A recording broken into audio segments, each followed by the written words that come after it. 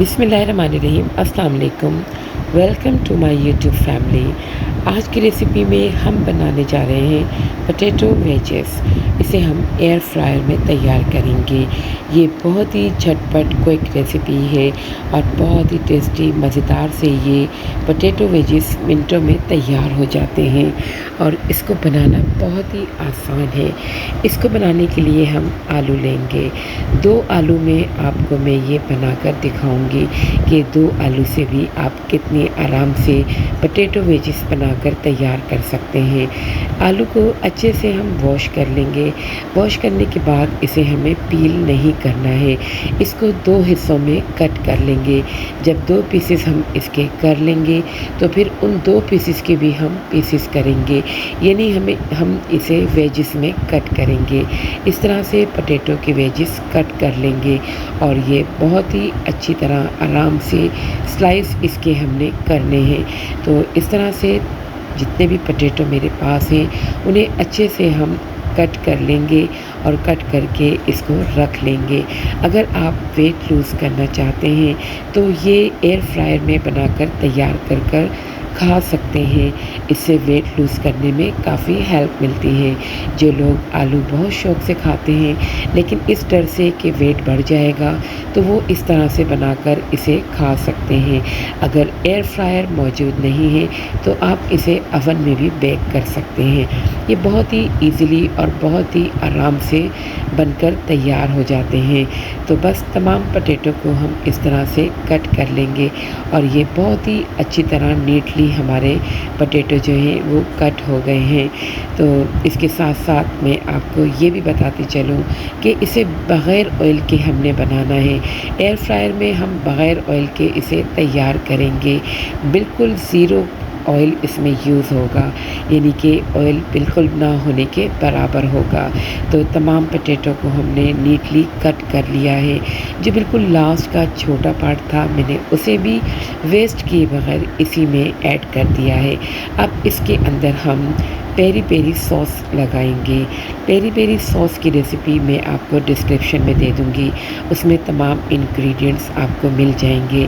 तो बस इस तरह से आप बनाकर बॉटल में फ़िल करके इसे फ्रिज में रखकर 1 महीने तक इस्तेमाल कर सकते हैं। 2 टेबलस्पून इन पोटैटो वेजेस पर हम लगाएंगे और हाथों से इसे अच्छे से मिक्स कर लेंगे। Make sure your hands are washed thoroughly. तो इसे अच्छे से लगा लेंगे। ये बहुत ही मज़ेदार सी पेरी पेरी सॉस है। जब आप इसको पोटैटो वेजेस पर लगाएंगे तो यकीन करें पोटैटो वेजेस का टेस्ट बहुत ज़बरदस्त हो जाएगा और ये जब ये बेक होंगे यानी बनकर तैयार होंगे तो ये बहुत ही मज़ेदार बनेंगे और इसकी खुशबू भी बहुत ही ज़बरदस्त किस्म की होगी। तो बस हमने पोटैटो वेजेस को इस तरह से रख लिया है और ये हमारे बहुत अच्छे से पोटैटो वेजेस रेडी हो चुके हैं। हम इसे रख देंगे और अब हम एयर फ्रायर की तरफ आएंगे। एयर फ्रायर में इसे बनाना बहुत ही आसान है। एयर फ्रायर को सबसे पहले हम उसका टाइम चेक करेंगे, यानी इसके टाइम को सेट करेंगे। टाइमर इस पर लगाएंगे।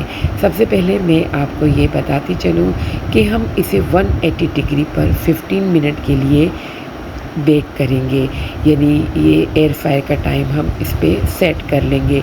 टाइमर लगा देंगे। 180 डिग्री पर आप जब इसे 15 मिनट्स के लिए बनाएंगे ये बिल्कुल बहुत अच्छे से कुक हो जाएंगे। तो बस इसका टाइम हम सेट करते हैं। इस तरह से एयर फ्रायर का टाइम सेट करके 180 डिग्री पे 15 मिनट्स के लिए फिर इसके अंदर हम अब जो पोटैटो वेजेस हमने कट करके इन पे पेरी पेरी सॉस लगाई थी उसको इसमें डालना शुरू कर देंगे और इसमें रखकर बेक करेंगे। तो टाइम हमारा तकरीबन सेट हो चुका है 180 डिग्री। दोबारा से रिमाइंड करवा देती हूँ मैं आपको कि टेम्परेचर बहुत ज़्यादा मैटर करता है कोई भी चीज़ बनाने के लिए। तो अगर आप चाहते हैं कि आपकी रेसिपी अच्छी बने तो टेम्परेचर का ख़याल ज़रूर रखें। तो इसको 15 मिनट्स के लिए हम सेट कर देंगे 180 डिग्री पर। ये जब सेट हो जाएगा तो हम इसमें पोटैटो वेजेस इस तरह से अच्छे से बिछा देंगे। तो ये लग चुका है। अब हम अपने एयर फ्रायर को ओपन करेंगे और ओपन करने के बाद इसके अंदर हम बटर पेपर लगा देंगे। पेपर इसके अंदर लगाने के बाद एक-एक करके इस तरह से पोटैटो वेजिस रखते जाएंगे। ये देखें आप किस तरीके से आपको इसमें रखना है। बस इसको वन बाय वन हमें इसके अंदर तरीके से रखना है। स्टेप बाय स्टेप आप इसको पोटैटो वेजिस को इसके अंदर रखते जाएंगे और ये बहुत ही तरीके से हमने इसमें रख दिया है। और इस तरह से एयर फ्रायर के अंदर हमने तमाम पोटैटो वेजिस अपने रख दिए हैं। इसे अब हम बंद कर देंगे और इसको बंद करने के बाद इसे पकने के लिए छोड़ देंगे, यानी बेक होने के लिए।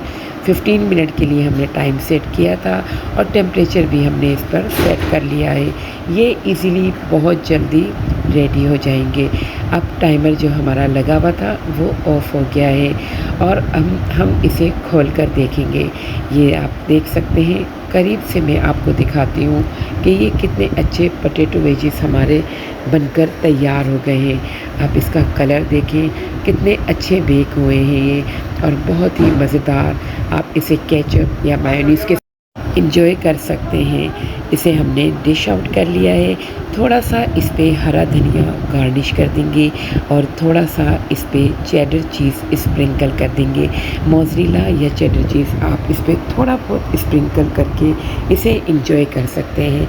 बहुत ही टेस्टी और बहुत ही मज़ेदार से हमारे पोटैटो वेजिस रेडी हो चुके हैं। अब इसे केचप के साथ एंजॉय करें। बहुत ही मज़ेदार सी ये रेसिपी, मुझे उम्मीद है आपको ज़रूर पसंद आएगी। मिलते हैं फिर किसी और बहुत अच्छी इजी टेस्टी रेसिपी के साथ। तब तक के लिए मुझे दीजिए इजाज़त और अपना भी बहुत रखिएगा ख्याल। अल्लाह हाफ़िज़। Thanks for watching.